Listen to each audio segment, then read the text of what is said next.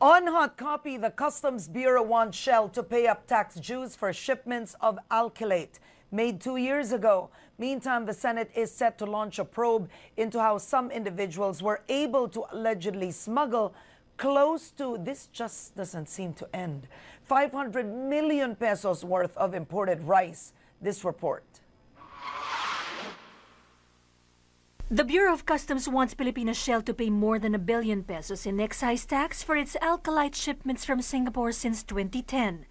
Ngayon na may final ruling na, then sinasabi na dapat singilin, sisingilin na. Ang apila na lang natin is sumunod na lang at magbayad. This comes after the BOI and Tariff Commission ruled that 28 shipments of alkylate were not raw material as the oil firm claimed, but rather gasoline, which is taxable. The ruling is in response to a complaint filed by a former collector in Batangas port. Based on our evaluation, it is a gasoline. It has a 94.3 octane number. Alkylate is a product of distillation and therefore should be subject to excise tax. But Shell argues alkylate is merely a blending component and not a finished product.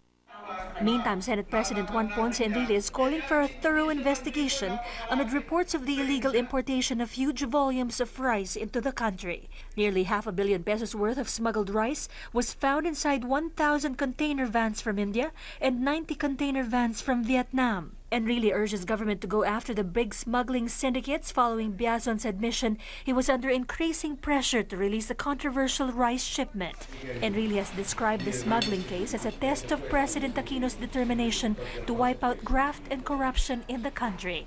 The Senate inquiry on this issue is set for August 1.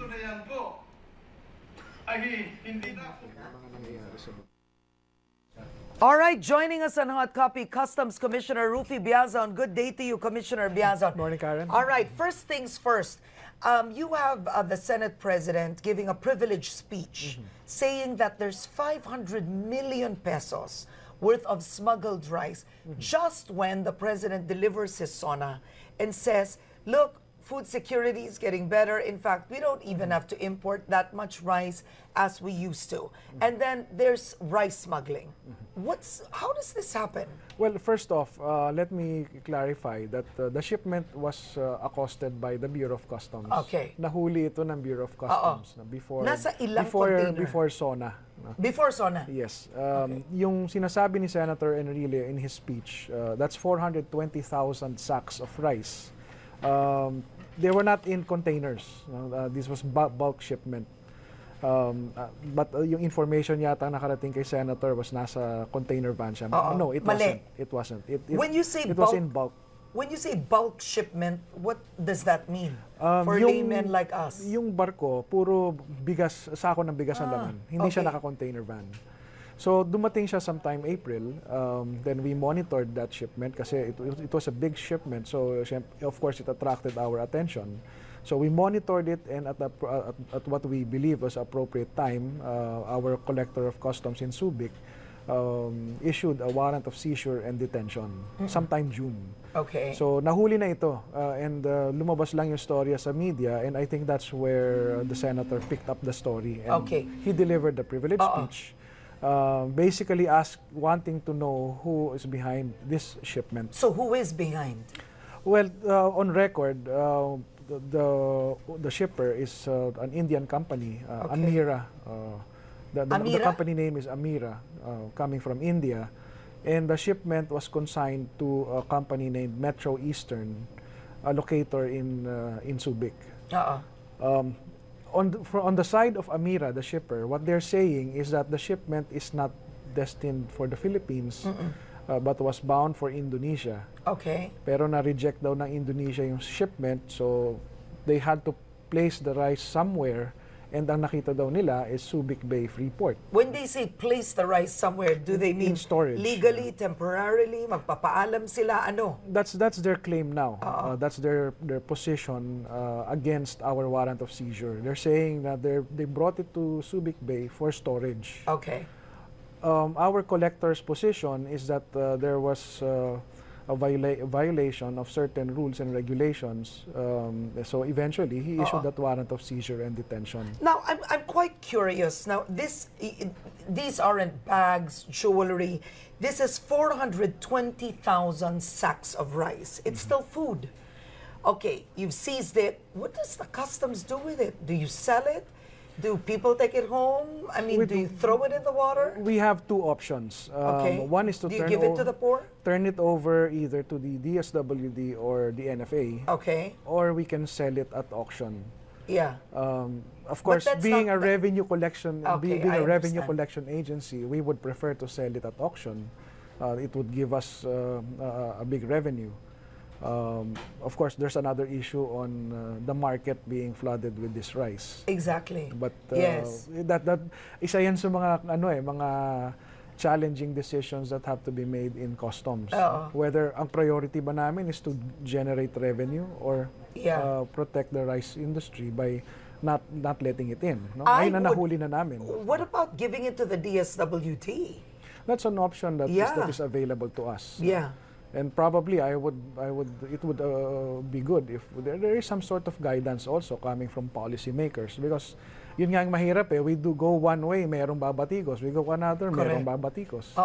But the painful thing for a smuggler is to lose just money. throw it in the water. Well, even if you give it away to the poor, that's a painful thing for the smuggler, because that's already money down the drain for him. Okay. Diba? If we turn it over to NFA, the same thing. If we sell it at auction, provided that we ensure na hindi rin sila ulit ang makikinabang, yung nag-smuggle, loss pa rin sa kanila. Actually, even if they're the ones who buy it again, then dalawang beses na nila binili yung rice. Yeah, but then again, I wouldn't trust that system. Of course. You know what I mean? Yun nga, ano lang sa amin, yung challenge, there is also that pressure to collect revenue. I see. Now, in collecting revenues, are you performing better? Because I've been reading some of your numbers.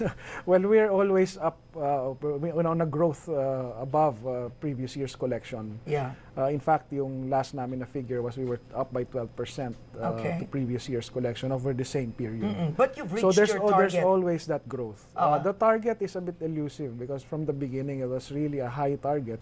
It was a 30% increase from previous year's What target. was your target? 340 billion. Okay, you're now making it at 200? I don't remember the exact figure, but as far as collection from previous year's period is concerned, it's about 12% above. Because now the BIR is ordering the customs to collect 1.38 billion pesos from Pilipinas Shell for the alkalite importation. Now, can customs just do this and collect? There's a whole debate on, is it a finished product? Is it raw material? Previously, yun ang issue. No? Ang sabi ng Shell, it is a component, mixing component, blending component. And during that time, the previous collector of customs says it is a finished product. So but what I did when I SGS. Yes, there was a testing done by SGS, no, but the relevant agency here would be the Tariff Commission and the Bureau of Internal Revenue.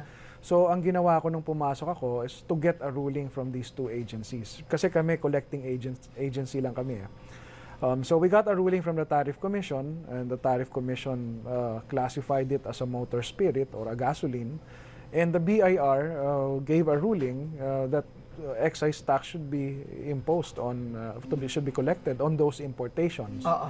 So we, the Bureau of Customs, have no other recourse but to collect. So have you collected? I've instructed the collector of customs in the port of Batangas to issue the demand letter. Okay, now I'm curious.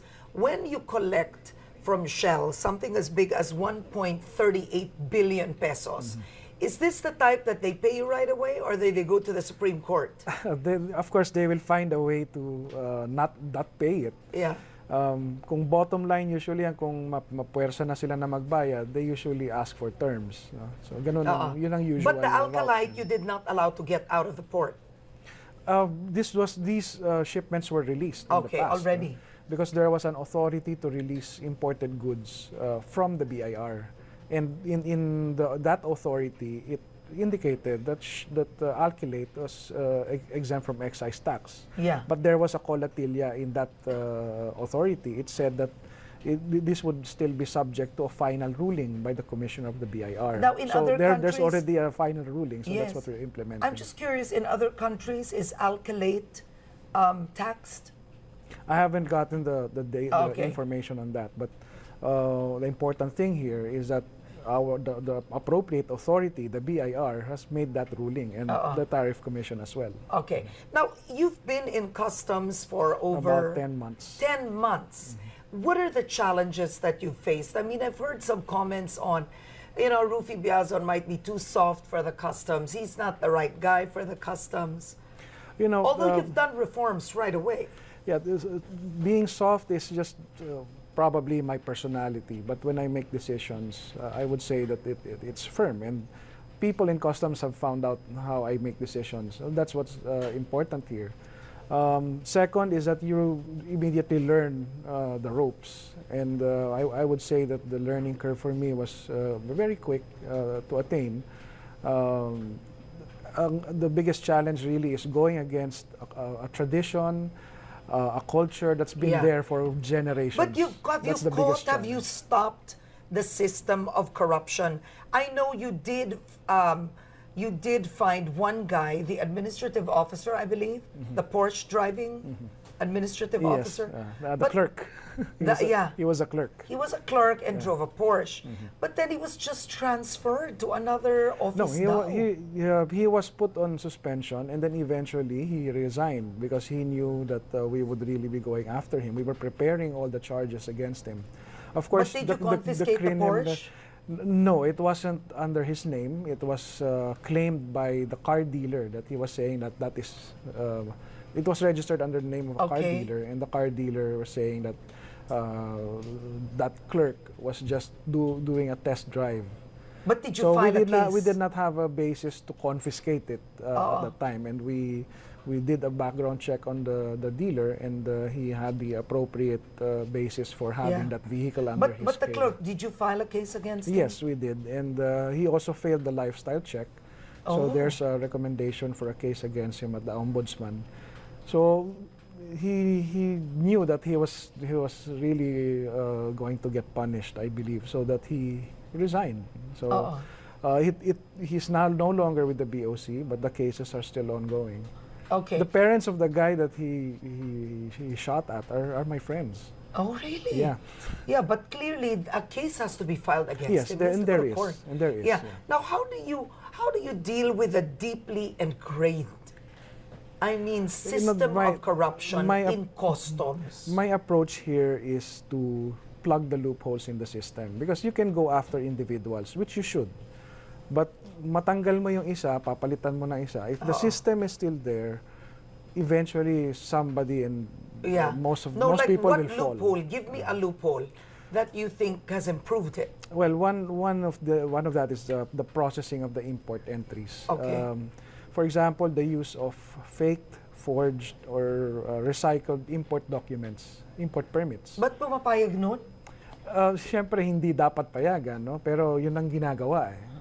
For example, going back to rice, no? Yung gagamit ng fake na import permit. Kasi when they file an import entry, they carry with them the paper permit. Our direction is to automate that process. Instead of importers securing a paper document that gives them the permit to import, we would just have an electronic transmission of data from one agency to another. Okay. And we're there. We've achieved it. We're doing the testing now, wherein the electronic documents, the import permits of agencies are transmitted to us directly. So we're now in the implementation stage where we're instructing importers to no longer submit paper documents. Yeah. Now, I did a story once on the X-ray container vans. They're at customs. They're pretty big. They're pretty good, except that it X-rays containers at random. Am I right? There is a selectivity system. Yeah. That's called the risk management system of the customs. It's done in all customs administrations because physically you really cannot do an inspection of 100% of the containers. Yeah. Like for example, in one port alone, there could be anywhere from 1,000 to 1,500 containers a day. Yes, but how do you manage, like the port next to you would be the port managed by Ricky Razon. And I went there before, and the x-rays are outside customs. I mean, yes, that's one of the well, I would that was a I bit would describe disturbing. it as a flaw in the business process Yes. flow of customs clearance. Ideally, yung X-ray, yung pagdaan ng X-ray is within the physically within the flow of I the agree. customs clearance. Yes. But due to space limitations and the physical location of the X-ray machines, nailagay sila dun sa labas noong container yard ng MICP. That's the port of MICP. So nasa labas siya. What happens is pahabang nagka-clearance yung cargo, if it needs to be X-rayed, kailangan mo na siya lumabas ng gate. Exactly. Bago siya lumabas ng gate, because there is a system set in place that before you go out of the gate, kailangan na-clear ka muna ng customs. So para lang ma-X-ray, kailangan i-clear muna ulit yung cargo. Just to go to the X-ray. And then you go back again for the... Yes, but that system is so... completion of the process. Yeah, but I mean that system is so open to corruption. You know, the problem here is physical. Okay. The physical space needed to operate that system. The port of ICTS, the port of MICP is privately run by ICTSI. Just as with the other port, the port of Manila is run by Asian terminals. That's how the system is. There is no space within ICTSI for us to put our X-rays in place. They provided an area outside ICTSI. Ideally, dapat nasa loob yan. Pero nga, dahil sa space limitations, nalagay siya sa labas. Okay. An option there would have been, from what I gathered, the option was for ICTSI to operate the X-rays within. All right. Now, most of the smuggled goods that you've caught are from what port? From all over. Of course, by volume, MICP and the Port of Manila, that's the north and south ports. Yes. The bulk are there. About siguro 80 to 85% of shipments pass through those two ports. So, mas marami doon by number. Okay. Pero basically, on all ports meron. All right. We'll be asking you about the modus in these shipments. When we return, our guest, Customs Commissioner Ruffy Biazon, will answer questions from you, our viewers. Hot Copy will be right back.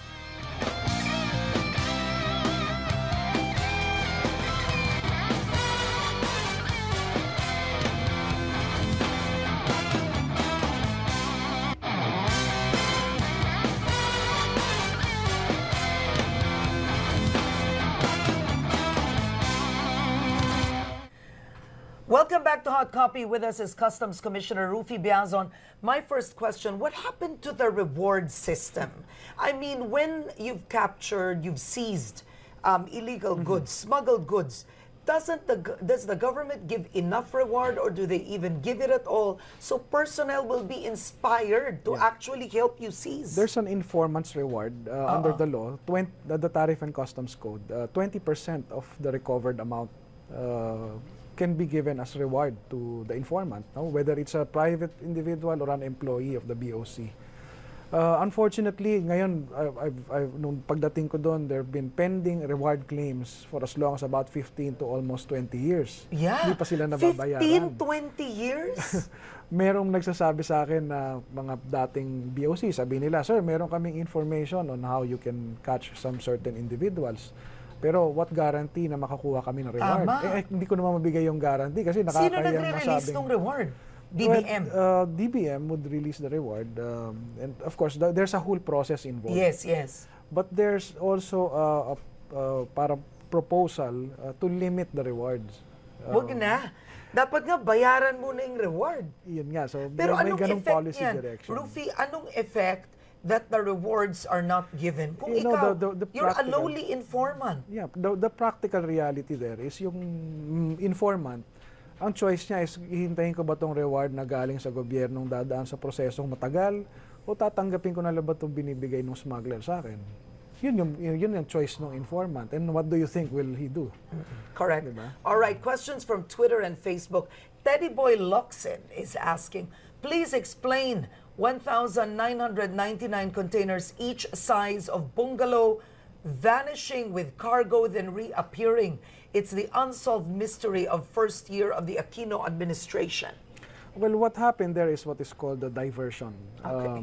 The goods were meant to be transshipped from one port to another. On paper, yun ang lumabas. But what happened was that hindi dumating yung shipment doon, and obviously, they were diverted to somewhere else. That would be the help of some customs people. Yes, and that's what appeared in the investigation. So those personnel involved were already charged with violation. Have you found the containers? The containers were returned because the containers are may owned by laman? the shipping companies. Wala na, nalabas Oh na my yung gosh. laman. Kaya nga, it's even surprising na walang, it's not surprising na walang complainant na shipping line na sabi nila property has been lost. But Kasi isn't naibalik that- eh. In isn't fact, yung ibang nahuli sila kasi they claimed the deposit. Yeah, but isn't that failure on your part that, I'm sorry to ask you this, that clearly that's like smuggling of the contents of 1,900 containers? Well, una, it did not happen in one count. Okay, It was did over not. a period of time. This is the same Of course, Alvarez story, no? I mean, similar. It No, was that diverted. did not happen in my In time. your- yeah. So But I mean, we're just is going it a back to similar that case? story. It's a similar case. There's no case right now na ganun. No, I meant with Alvarez's time, there were 2,000. That was it. That was it. The point that was This being was raised. it. Yeah, sinasabi ni It's the same one. ni Teddy Boy is that issue. I see. Okay, Not it's in my time. I see. So it is the same. I get it. It is during Alvarez's time. Ito kasi that issue has provided a stigma to the BOC. Correct. In spite of the fact that former Commissioner Alvarez already filed cases. Oo. Those persons involved that came out in the investigations were brought to court. Okay. All right. You have so many questions. We don't have enough time. Makatayo asks, please tell why BOC charges duties and taxes on books when there's an existing EO against it. Well, we're going to retrain our people. That's one of the issues that I came across. So that wala. Wala siya dapat. There's a department order from the Department of Finance clarifying the book tax Okay. issue. So the people our personnel on the ground appear to have not understood that Okay. department So order. this So we're i- retraining them on that. So this is clear. You cannot charge taxes on books. Yes. Any kind of books? Those that are for personal use and educational use, those are exempt. Okay. Tony Amoyan asks, can you do something about the amendment of Tariff and Customs Code of the Philippines, Volume 2? Please do something to amend some sections that are already obsolete. There is already a pending modernization bill in the Senate, Okay. the updating of the Tariff and Customs Code. Okay. Now, before we go, there are just some good photos that I wish we have more time to show to my EP if we just have a little time. This one, for example, I want to know the Onions. racket. How do they do it? So first, this is a shipment of Onions. onions. Those are misdeclared. What did they declare it to be? Anything from hardware to houseware, plastics. That's what they do with onions. So how do you Ideally, they should be shipping that in reefer vans. Okay. What sinasabi nga na since nilagay nila sa dry containers kasi madaling mabulok ito eh. There's an intention na mabilis siyang ilusot, ipuslit. That's an indication. So pag ganito, have you found the customs official that Well, nahuli siya eh. Nahuli. Meaning to say, hindi siya Hindi natuloy. nalusutan. all right, this one are all clothes. Anong modus dito? Do they declare? Misdeclaration also. No? Kasi bawal lang used clothing eh. Then this is ukay-ukay. Ukay-ukay. Okay. So, they misdeclare yung mga ganyan. In ukay-ukay, what is your suggestion? What's the best thing to do with ukay-ukay? Because it's insane. We say it's not, I mean, it is sold. Well, one way we can do it is to just ensure that there is a sanitation system or But it's all over Baguio. Even in Quezon that's City. why. I mean, what I mean is, yung masiguro lang yung health issue is addressed. Okay. Kasi yun yung major concern mo dyan eh. Oo, dito. How to sanitize Are it. most of the smuggled stuff rice and ukay-ukay or rice and vegetables? Rice and ukay-ukay. Ukay-ukay talaga. All right, now this one. You've got to be kidding me. Seriously? Yeah. Ito, an individual imported that and he misdeclared it. As what? A tricycle? No, I'm kidding. parts, household wear, maraming ganun eh. Unfortunately, mga individuals yan, hindi naman talaga sila part of an organized group. No? Okay. Individuals who try to bring in their items. Okay, now I want to put in these photos. Then you have potatoes, potatoes. favoritely smuggled. Yeah. And DVDs, are they still on the high top smuggled list? Yes. In fact, ang isa pang concern natin dyan, they also pirate local artists and movies. Okay. All right. Are these real Louis Vuitton bags smuggled or fake ones? No, they're not. Those are IPR violations. We destroy those. Ah, you did? Yeah. Oh, you did not give it, sell it, wala. No, Good yeah. idea to destroy. All right. Now, this is funny. I found this funny. Look at that. Fish. Yeah. They're literally smuggling in fish in boxes. Yes. Why? They did not get a permit from the Department of Agriculture, so it's a violation. We seized the shipment. Okay. All right. No, because here's another Mostly one. they're used for food processing. Food processing. All right. Here's another one. Beer. Yeah, those are. What do they declare that? This How do you catch particular them? this was an IPR violation. It's fake beer? Fake beer, yan. Are they poisonous? Not really, but you can't rely on. Yeah. the What do you do quality. with the fake beer? We dispose of it. We Okay. throw it away. All right. Last question. Are you running for the Senate? Well, it's being considered, but no decision yet. Okay. Surveys matter? Of course. Okay. So, all right. I'm curious. Do you plan to stay in the customs for a long time? I'm happier as a legislator. Okay. All right. Let's get started today. Thank you, Commissioner Ruffy. I'm Karen Davila. Have a good day, everyone. Replay of this interview is at 6 p.m. tonight. I'll see you again tomorrow. Take care.